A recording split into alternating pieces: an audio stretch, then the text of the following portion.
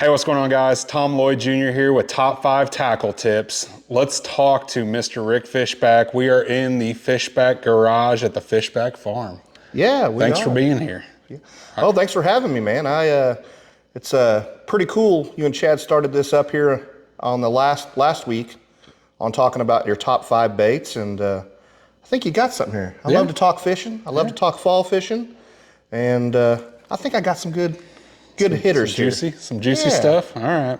Well, we're going to talk about what the top 5 baits are for late fall, early winter, and just kind of broaden some horizons. This isn't about all the sponsors and all that stuff. It's really just about baits and specific tactics that are really just going to help you guys catch more fish.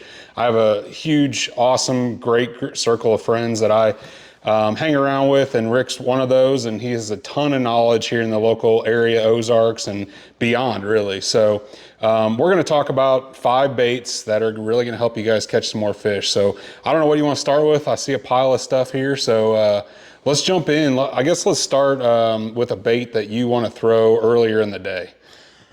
Well, I believe earlier in the day, fish are more active. If they're more active, I want to cover more water. Yeah. I think in the fall, we're talking about transition, and that may be either bait or fish, usually both. Fish are following the bait. So I want to cover water.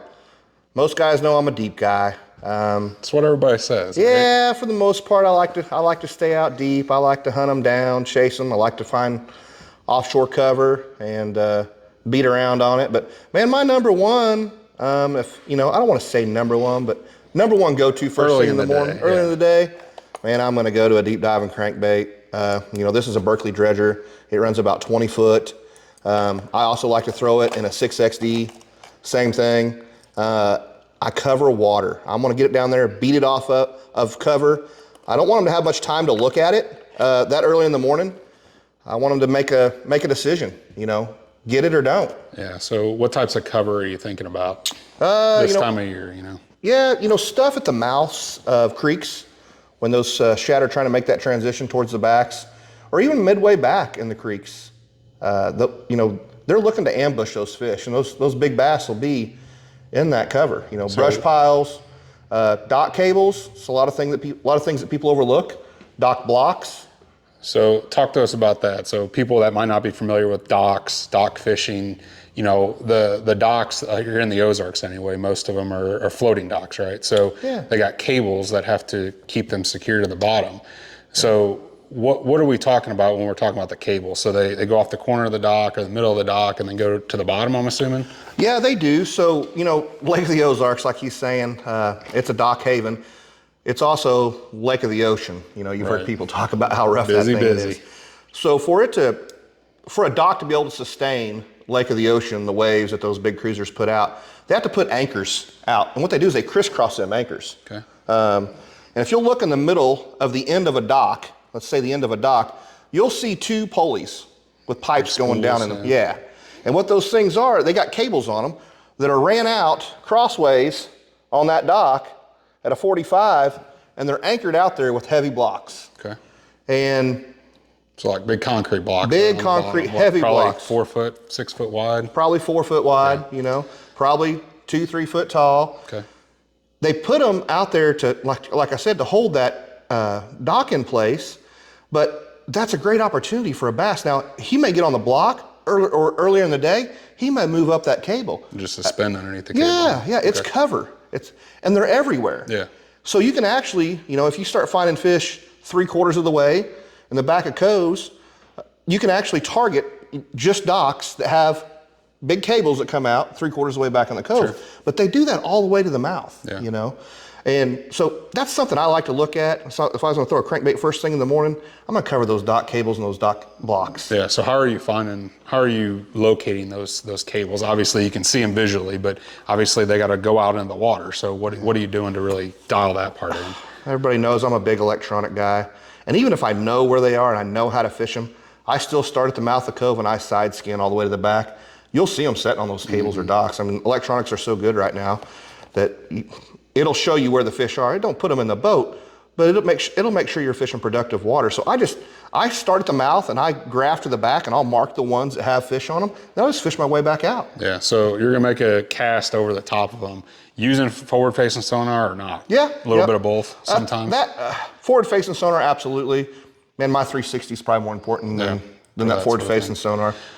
I believe I can see fish that are buried down in that block or beside that block on the ground, you know, real close to the hard surface, where my live won't necessarily show it as well. Can't pick it up as well. Can't pick it up as well, yeah. It's bouncing off of something else first maybe. So let's talk about that. So you're gonna make that cast. What size line? I'll throw everything on crankbait wise, 15-pound test. 15-pound fluorocarbon? Yep, 15-pound fluorocarbon. I throw the new Daiwa. Samurai, yep, fluorocarbon. Make long casts with it, throw it on anywhere from a 7-10 to an 8-foot pole. Make as long a cast as I can because I want to get it down there. I want to cover as much water as I can. I burn it till I get to it. If I bump off of it, I kill it for just a second, and I get back to burning it. So how do you keep from getting hung up on it? That's why you burn it. Okay. If you burn it, if you'll notice a crankbait, they set level like this when you're holding them, I get it. But when you turn them down like this and you're cranking on them hard, it's going down. And as you can see, those hooks are hidden when it's like that. The hooks will be up, with the water, so they're out of the way. So you're just gonna bump off the top of it like that. Yep. So as long as it floats back up, you're good. Yep, it'll float back up. And that's usually when you'll get that strike, is when it hits it or deflects off of it. Mm-hmm. I like to give the pause, give them a little extra chance to, get a look at it, but then I get back to burning it. I'm a real big believer in the predator style of a big fish. Make him make a decision. Right. Right. He's either going to get it or not. Right. So after that kind of either stops, or you just decide you had enough of it, or caught all the fish that you can, probably more likely for you. But what are you going to after that? After that, like after first thing in the morning, if the bite slows down, if it doesn't slow down, I don't stop it. Yeah. I keep it going. But after that, I'm probably going to go to a jig. I'm going to throw a jig with some kind of good trailer on the back. I'm a big fan of the Bojangles trailer. I think that one's called their ZDaddy. Yep.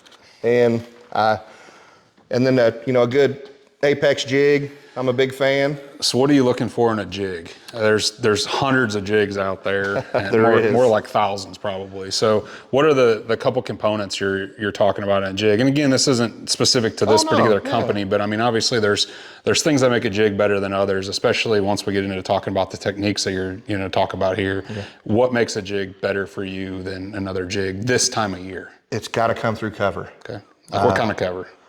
Dock cables, blocks, brush piles. Okay. Even if I do run up shallow and try to skip a dock, you got that crossbar, mm-hmm. You got the hoses in the front of the mm-hmm. Of the pontoon boats or whatever you're trying to skip there. It's got to have a good opportunity to come through cover. And there's a couple key components in that. In any jig, number one's got to have a good weed guard. Yeah. Not too stiff, not too light. Not too stiff, not too light. Well, you can get one too stiff. Don't think you can. That's right. And but I'd rather have it too stiff because I can just cut them out. That's right. You can cut a couple bristles out. You can cut them out. And I don't want to say a jig's bad if it's too light in the weed guard. There's some tricks you can do. Yeah. To stiffen up that weed guard. What? Cut it down? You could cut it down one way. Another way you can do it, and what he means by cut it down, if you shorten this weed guard, that makes it more stiffer. Right. Yeah. But another thing, a little trick you can do, take a little piece of heat shrink tube, slide it over this. Make it about halfway and cut it off and shrink it down on there. That'll strengthen the base of this up, which in turn will strengthen the end of it. Tackle tip. Yeah, a little tackle tip. That's right. That's right. But that's one key component to making sure that it comes through cover good. Number two, you don't want too small a hook. You don't want too big a hook. So hook size is a big thing. And really the hook size that I'm looking for is that gap. Yeah. It's not necessarily the length of the hook, but that gap. And you want enough gap to be able to get a fish good in the lip, but you don't want too much that the weed guard's gonna overpower it. That's right. And then another one a lot of people overlook, I think, is that line tie. Yeah. A lot of guys don't get that. I think that's the key component maybe of all of it Yeah. to coming through structure. What do you I think so too. I mean, there's a lot of jigs out there, and we don't even have one. And I'd probably be hard pressed to find one that's a different way right now in this boat or this shop, right? So basically, what he's talking about is this one's angled back that way. They call it a 60-degree line tie. Otherwise, it's a 90-degree or horizontal line tie where it's flat this way, and your line goes in from this way as opposed to your line going in from that way. Well, when you bring it up to a piece of cover, what's going to happen if it's on this way, it's just going to roll around and grab that piece of cover, as opposed to if it's this way, the 60-degree one rolls up. It's going to roll it up and hit that weed guard and get right over the top of it. So that is a huge. That's a pretty good explanation. A lot of people don't get that a jig will roll sideways when it hits cover, and that's what hangs you up is when it rolls sideways. That's right, because that weed guard is easier pushed this direction than it is down, right? So easier that way, and you're gonna hang it up, and that's whether it's rocks, cables, brush, whatever the case may be. That's a big deal about a jig. So if you're throwing a jig around cover, make sure it's got that 60-degree line tie, that flat eye. That's a big deal. Yeah. And another thing is the trailer. Early in the fall, I want something that's kicking off the bat. Lots of action. As it gets colder, that's when I start going to a lot less action. Something like I'd be going from this ZDaddy or a pack of chunk early on with some action to go into like a critter crawl trailer later on in the year, or even there's a lot of good ones out there. It's hard to even say. Critter crawl would probably be one of my number ones, or a Guido bug. That Guido bug, more crawl looking. Yeah, more crawl looking. Not as much action. Got pinchers on it, and this guy's got a lot of action when you put it on the back of a bait, whatever style you like there.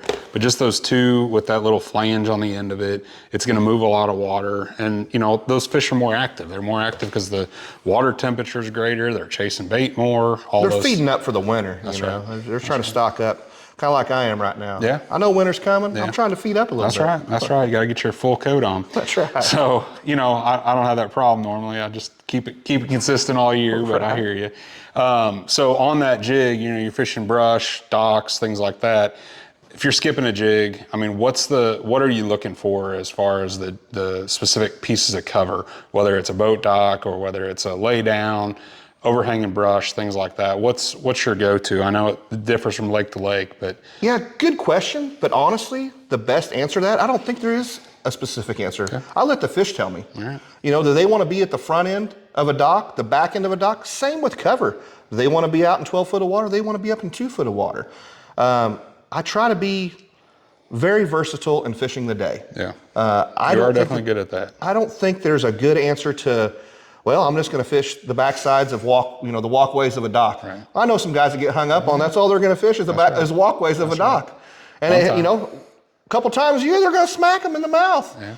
But the other times just like, man, they just weren't on them docks today. Well, you just fish one spot of that dock? They're probably on there somewhere. They're on there somewhere. That's right. Yeah, they're on there somewhere. Same with the log though, Sometimes they'll be plumb up and they're so shallow, when you catch one, you think they'd have ticks on it. Yeah, for sure. And then sometimes they want to be plumb out on it. But I can't tell you how many times I've caught one. I know I can see the bottom of the water up there in a foot of water. There's not a fish there and throw up there and one get it. It's weird where they come from. Yeah. It's amazing. Amazing. All right, so that's the jig. What are we grabbing next? Either a different time of day, different hour of the day? Early in the fall, two things I'd either go to if later on in the day. I'm going to go to a spoon, a flutter type spoon of some sort, not a big, not that big, heavy slab spoon. A slab spoon, so they call it. But I'm going to throw either an 8-inch or 4.75 flutter spoon. And once again, those fish are migrate, and this is just the perfect imitator of bait. That's right. Perfect imitator of bait. But it falls a little slower. It's a little slower action. Mm-hmm. It's got a lot of flash to it, but you can rip it. You can, a spoon ain't just to be worked one way. Yeah. I can't tell you how many I've caught. I learned this down at Kentucky Lake about 20 years ago when spoons first come out, and they weren't even known in the Ozarks. And I brought it back with me, and it really served me right. Just cranking this thing. Okay. Throw it out there and crank it in like a spinnerbait. Yeah.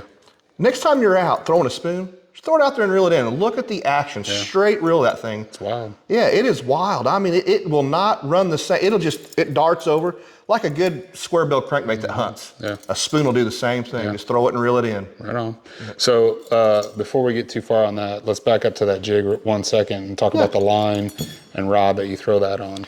Well, north of I-44, Missouri. I know that's kind of, maybe not everybody knows where that is in Missouri, but we have a very big difference in lakes here in southwest Missouri. For sure. You go south I-44, you're down there in Table Rock, you're down there in Bull Shoals. Yeah. Those fish want small line. Yeah. They want a smaller size bait for the most part. I don't want to say always, but you know, they can, I mean, the water ain't nothing to be, I mean, how clear have you seen it down there? Yeah. 20. Right, 20 foot. Yeah. You know, now I'm a north southwest Missouri guy. I know that sounds funny, but I'm a Palmy, Stockton, Lake of the Ozarks, Truman guy. The water's just such a different color up in there. And so I strictly throw 20-pound tests. Okay. When I'm throwing a jig, deep, shallow, winter, spring, summer, I'm straight 20-pound fluorocarbon, Daiwa Samurai, fluorocarbon line. Okay. And how about on that spoon? Same question. 20 pound. 20 pound. Right. I never throw 15 unless it's on a crankbait, and that's it. Yeah. So are you ever, I'm just pilfering around in here. I don't know if I see anything without a feather treble hook in here. I'm a big believer. I will not throw a spoon without a feather. Right. I've experimented so many times, and I'm sure it was just dumb luck. But I can't tell you how many, this sounds weird, but how many bluegill I've caught on that bait. Yeah. And that's because he's hitting that feather. Right. You know, I think that's what he's doing anyway. I don't know why he's hitting that thing. But I've caught crappie on that thing. I've caught it all. And when I don't throw a feather on it, I don't get near, for me, I don't get near the bites. Yeah. I mean, that feather's, and I've got a feather tying kit. I will not throw a spoon without a feather on it. Well, that's just one of those little tweaks that most spoons come with a feather on it, but that's something that you need to pay attention to, and that's what separates, you know, having a really good day from having a mediocre day out there. Yeah, and you know, a spoon, man, well, they're, especially in the Ozarks, they're known for dulling up. Yeah. You know, because when they hit the bottom, you're ripping them, they're hitting rocks, and you're always, you know, halfway through the day, you're going to dull that out, and you're going to, I always have a couple extra. On the hook, you're talking about? Yeah, on the hook. Yeah. I always have a couple feathers tied up extra on a hook and swap them out halfway through the day. Of course, I'm checking them. I'll file them too, don't get me wrong, and try to keep them sharp, but you'll wear that thing down, you know, if you throw it much. And, you know, I don't know what everybody else's thought process is on a spoon, but to me, the fall's the best time to throw the thing. That's definitely a good bait. So, all right, so what's next after that? Man, it'd have to be, and I don't think anybody'd argue much with me, just a rattle trap. I like a Bill Lewis rattle trap. Those fish, you can yo-yo it. You can throw it in 2 foot of water. You can throw it in 20 foot of water. Yeah. Very versatile. I mean, it looks like a shad. That looks like a bait fish. Period. There's no doubt about it. It's got a lot of noise to it. It gets their attention. Yeah. You can burn it. You can reel it slow. I mean, there's an old guy out there named Greg Hauser. He's probably one of the best rattle trap fishermen there is. That's it. And I think if they don't eat a rattle trap, he just ain't gonna catch them, because that's just what he throws, and he's very good with it. They're just not gonna eat that day. He might catch them, but they're just not gonna eat if they don't bite a rattle trap that day. He's a very big believer, and he's turned me on to the rattle trap for the most part. He's made me a believer out of it. I've seen him catch a lot of fish on that Bill Lewis rattle trap. But it is, you know, I mean, as far as back as I can remember, which I'm getting old. You know, we always threw a rattle trap. I bet it says on this package how long they've been around, and it's probably a long time. Surely longer than us. It don't say, but you would think. I bet they've been around 50 years, ain't they? Yeah, probably. I don't know. I'm not that old. Yeah. Hey, Greg Hauser, how long's Bill Lewis rattle trap's been around? That's right. Maybe he'll tell us. But what size line you throwing that on? And what kind of rod? That'd probably be even a better question. You know, I'm gonna go ahead and eat a little crow on that deal. All right. When it comes to rattle trap, well, I don't know if I said it or not. I throw all my crankbaits on 15. Yeah. Okay. Yeah. So yeah, I throw my rattle trap on 15. All right. I only hold 2 sizes of line. Yeah. I want to say 3 because I'm a crappie fisherman too. Right. But 15 and 20 is all I keep. All right. That's all I throw, unless it comes to a jerk bait, and I'm getting to be where I throw a jerk bait on 15-pound test. Right. I just did. Maybe some topwater stuff. I've heard you become a topwater. No, I don't throw a topwater. I'll throw it if somebody asks me to go along with them, and I know that's what they're going to be throwing. But I'm not much of a topwater guy. I know there's plenty of good sacks caught on it. It's just not a lot of consistency of big sacks on it for me. Yeah. So I don't mess with it much. When it comes to that time of the year, I just feel like I can catch them doing another thing. Okay. All right, I got these glide baits staring me in the face. What's going on with that? Well, that glide bait's for later in the year, for me. Okay. And you know, glide baits are just now hitting the scene. I've been on them for about 2-3 years. And we're all learning different times of the year to throw it, and not everybody's got their specialty with it. To me, the best time to throw it is when that water touches 50 degrees, 59, 58 degrees, and then it's good plumb down the mid 40s. Yeah. That's when I throw it, and there's a lot of different brands out there, a lot of different flavors out there. I'm a big Hyper Shad guy. Yeah. I think that's Swimbait Garage makes that thing. Yeah. And man, he makes a great swim bait or a glide bait. Of course, I'm a crank wraps guy, and you'll notice I'm always throwing white crappie. I believe big fish, focus on crappie. So, if I'm looking for a big one, I always throw white crappie. If I'm looking to get bit, I always throw something gizzardy, shaddy. Yeah. How many fish under 3 pounds have you caught on that bait? Not near as many as I caught over on it. Okay, that's fair. But I'm a big fisherman. I'll throw it all day in areas that that most guys won't throw it. Well, Chad and I were talking about it the other day, and I catch a ton of little fish on that thing, and it just blows my mind. Maybe I'm working it too slow. I don't know. I don't know. Don't know the answer, but it's just wild. I hear everybody talk about it. I don't get a lot of bites on the dang thing. Yeah. I don't, and I don't throw it all day. I mean, if one of us is always throwing it for on team situation, because it's going to catch the biggest fish of the day. But that guy might only catch 2 fish a day, in my experience. But what's the right 2? Yeah. What are you targeting in that time? I guess. So let's talk maybe late November. It'd probably be about the time that water temperature gets right. Yeah, those fish are starting to transition out of the backs. Mm-hmm. They're starting to move to steep banks.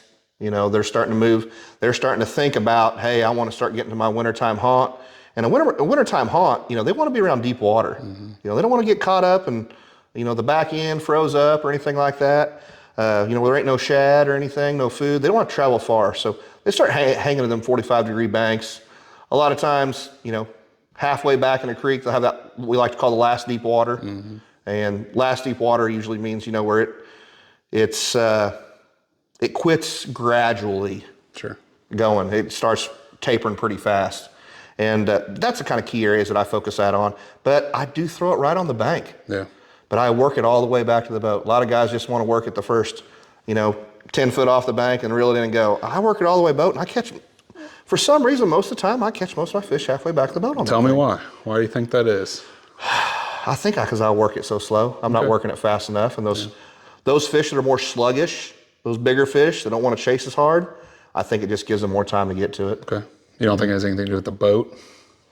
Well, it could be, it could be because the boat's wrapped with shad all over the side of it. Got some shad on it. No, we're just talking about that too, and it's one of those things, obviously bass target bait and they try to push them up against something. So in my mind, I was always thinking that once it gets closer to that boat, maybe that fish is trying to get it and push it up against that boat. Oh man, I never thought of that. That's a pretty good theory. You think about when they're up against docks or big rock or whatnot, they're trying to pin them. Yeah.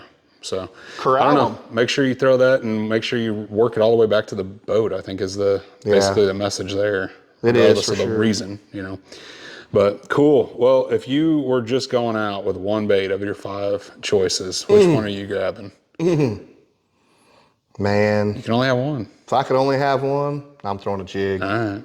You can't go wrong with a jig in the fall. I mean, any time of that situation, whether it's November, December, October, if I had to just throw it, if feeding the family depended on it, that's right.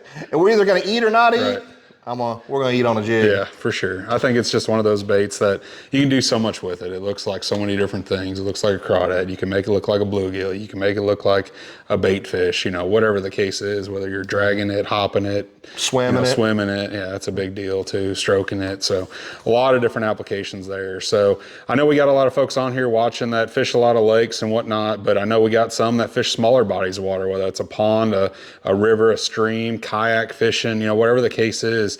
What's your one go-to bait for that situation, farm, pond, any time of year? But when I was a younger man, I was a 2-time world champion pond fisher. Yeah. They had a lot of tournaments back then. Oh yeah, just pond tournaments. They went away now. They don't have any more. You won them all. I won all of them. Ran everybody off. No, I think it'd be hard to argue. Yeah. Hard to argue a small jerk bait. Okay. In a pond. All right. 2 reasons. All right. I can work it fast. I can work it slow. Yeah. The one thing I would say is I would not want it sinking. Yeah. I'd want to be a floater. Yeah. I could work it on top. I could work, I could throw it out deep. I could work it parallel in the bank. There's just so many different options with a small profile jerkbait. Again, in looks a pond. like a bunch of different things, right? There's just so many different options with it. And it's bite size. Yeah. You know? For sure. And not only that, but I mean, I was raised, we all started fishing ponds, I'm sure. Everybody watching this, started off fishing a pond or a creek of some sort. And then we're just looking to get the line bent. Yeah. We don't care if it's a bass or a bluegill or a crappie. Yeah.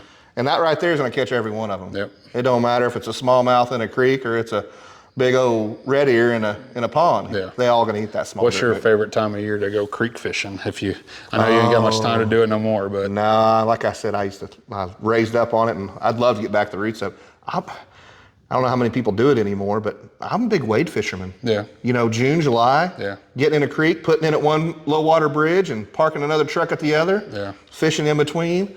Just going down through there, throwing a small jerkbait. Yeah. Yeah. That's the deal, huh? That's the deal. That's the only way to do it. Now, man, like I said, I'm getting older. I got to wear my tennis shoes now. I used to do it barefooted, but it's hard on the old bottoms of the feet now. No doubt. Well, cool. Well, thanks for sharing all that with us. We'll probably get you back on here come winter time. I know that's a big hot time for you with that little thing you got in your hand and some other bigger ones too. So we'll definitely get you back on here and talk a little bit more about that. But in the meantime, thanks for watching. If you guys got any questions, tips, other thoughts you want to see, other guys you want to see on here, we got a big old cast of characters coming through here that we're going to have on here. But really the idea of this is just to give you some ideas of what's working right now. We're all tournament fishermen. We're fishing, several tournaments between now and, forever, I guess. I shouldn't even say the end of the year, because that's not true anyway. We fish all year long. But just giving you guys some things to think about, some other tactics to learn about if you don't know about some of these, or how you're doing it. Maybe you're going out and throwing a glide bait, but you haven't had any success on it. Try some of those other things. Maybe you're not throwing it and reeling it all the way back to the boat, or maybe you're not throwing a spoon this time of year. Just different things from different guys around the region, around the country. We'll have a bunch of different guys on here. So stay tuned for some more. Definitely feel free to share this out to anybody that likes to fish. Whether it's lakes, ponds, tournaments or not. We'd love to help them catch more fish. Just trying to bring the knowledge from the guys that have it to the guys that need it like me. So take it easy, everybody. Thanks for watching, and we'll see you guys later.